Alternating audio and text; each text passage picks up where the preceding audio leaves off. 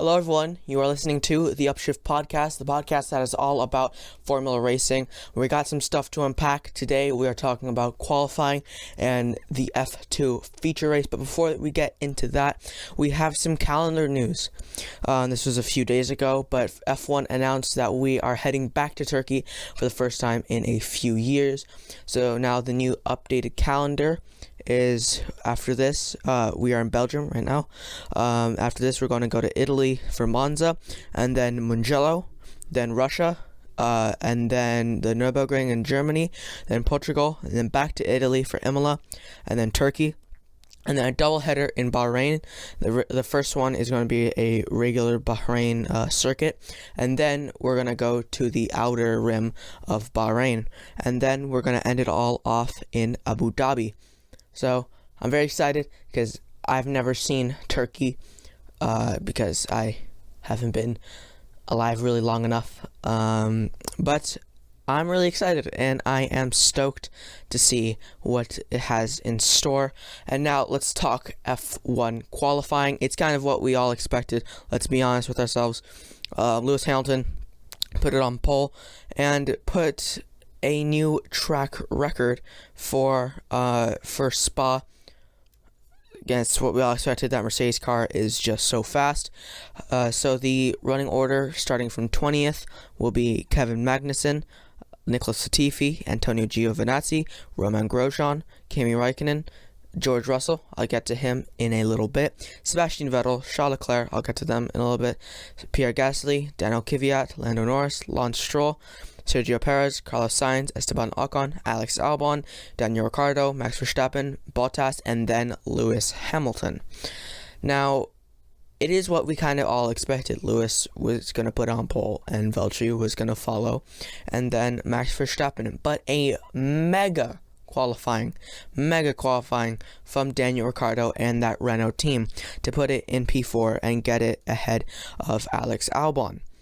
The team is definitely improving, and so are their drivers. Esteban Ocon getting it into P6, so he's definitely finally finding his rhythm in that Renault car, which is great to see because he is a very talented driver, and I actually really like him. So I hope he does very well. Also, Max Verstappen, good qualifying. He did a good job to keep it within half a second of Lewis Hamilton. Pierre Gasly and Kvyat were knocked out in Q2, but it's an impressive performance by both of them to get it near the top 10. And now Ferrari. It's a very complicated situation what's going on with Ferrari, with everything that's going on with them, their management, which is just bad, and also their drivers who are good, but don't seem to be on the same page with the management. The car is garbage, and I just want to say something. Ferrari, you have to stop blaming Sebastian Vettel for everything. You can't keep blaming him because he's doing bad. He's an amazing driver, and there's a reason why he's a 4-time world champion. You don't get that out of luck. You get it out of talent. The reason you're doing badly is because your car is absolute garbage. It's frightening. Literally. George Russell, 143.4. Sebastian Vettel, 143.2.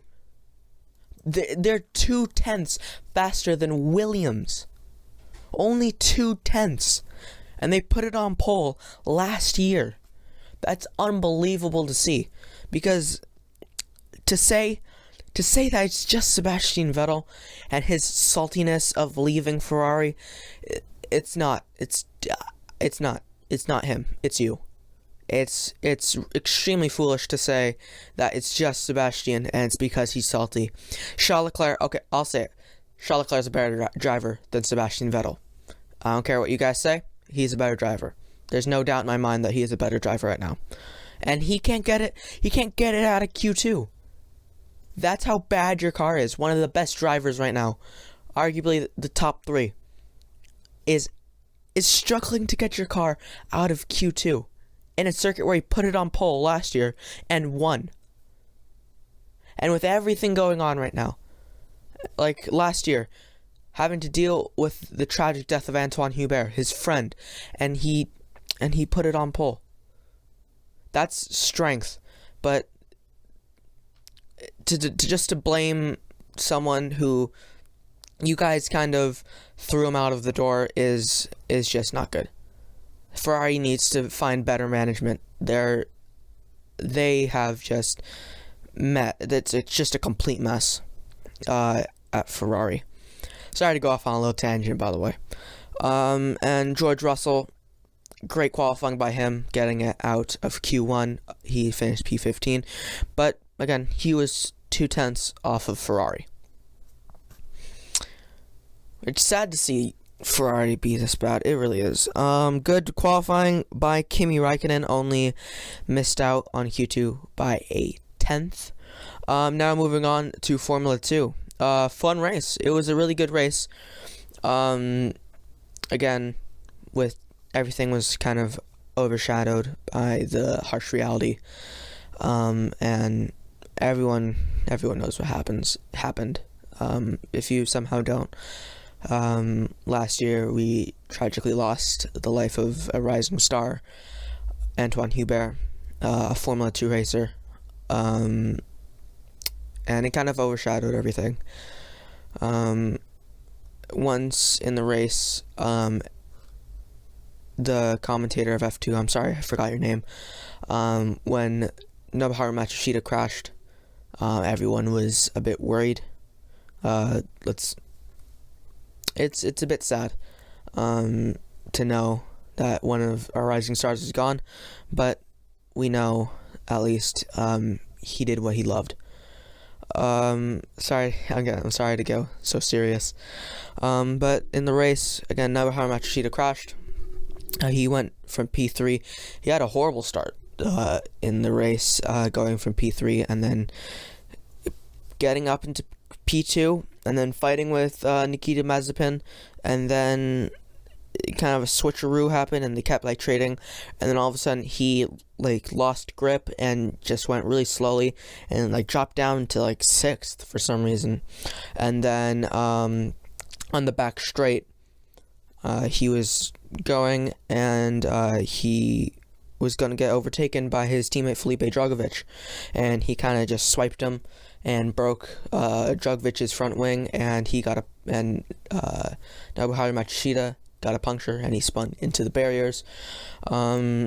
So not a good race for the MP Motorsports. Yuki Tsunoda, great race by him. Very fun battle with him and Nikita Mazepin. They had a good battle. It was a bit sketchy with Nikita's defense. It was, I don't know how to describe it. It was aggressive, but it wasn't too aggressive. It was a weird defense. It could have gone either way, where they could have crashed, or Nikita could have gotten a penalty for it, which I would understand if he got a penalty. Going up into the Camel Straight, into the chicane, Yuki got right next to him, like that, and then he just squeezed him right off the track in the chicane, and Yuki Tsunoda was understandably mad about it. He's challenging for the win, and you usually don't do that. And then the pit stops came around, and Nikita Mazepin got penalized because of an unsafe release, right at the cooldown lap for some reason. Why? The thing is that I don't like about that is, you let him win, you don't tell him, and then on the cooldown lap you're like, yeah, you're not in first place anymore. That's just a bit cruel to me. And Nikita Mazepin, he had an amazing race, great little battle with Nobuharu, and then to have that pit stop kind of ruined it. But Yuki Tsunoda had a slow pit stop, and then that's how Nikita Mazepin got a little bit ahead of him, and then Yuki was overtaking him, and then it was kind of a little one switcheroo.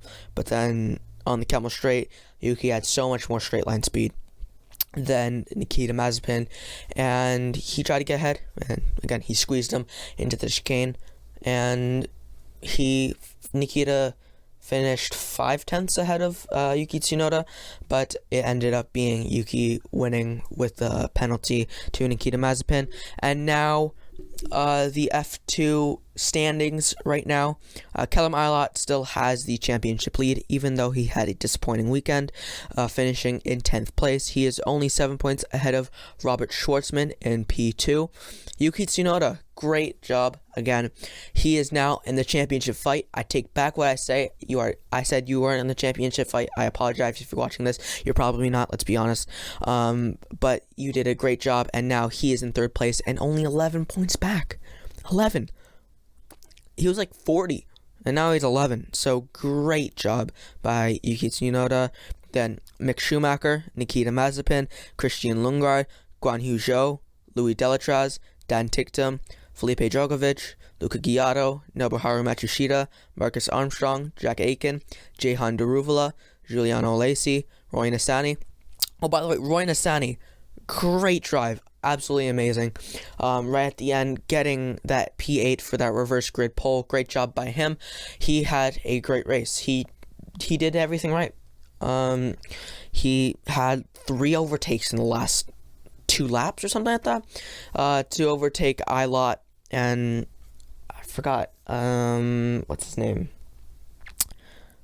PK, I believe it was PK. Yeah, it was PK. He overtook PK and on the Camel Straight, both of them in one corner or something like that, and he had an amazing race. He will be on pole and he might win it. To be honest, probably won't, because he will have a lot of really fast drivers behind him, but don't exclude him from the race win. Then Sean Galeo, unfortunately, he will be out for about 3 more weeks, I believe. And then Pedro Piquet, Artem Markelov, Yuri Vips, he had an okay debut. He was P11. He had a bad qualifying. He had a mechanical failure right out of the gate, and he just pulled over right out of the garage. So he couldn't really do anything. He was starting in P19. Then Sato and then Samaya complete the grid. Not the grid, sorry. Complete the championship. So I hope you guys enjoyed this episode of the podcast. Please share with friends and family. Please follow me on Instagram at the Upshiftcast and Twitter at the Upshiftcast. Follow me on Facebook at Yuki Boseman and subscribe to the YouTube channel. We're growing a lot. Thank you guys so much for the overwhelming support. You guys have been amazing. We just hit over 800 views on YouTube. In total, we have over 1,200 views, audio and YouTube. And thank you. The YouTube channel is Upshift Podcast. The T is in Upshift is a 1. Thank you all for listening. Rest in peace, Chadwick Boseman, and goodbye.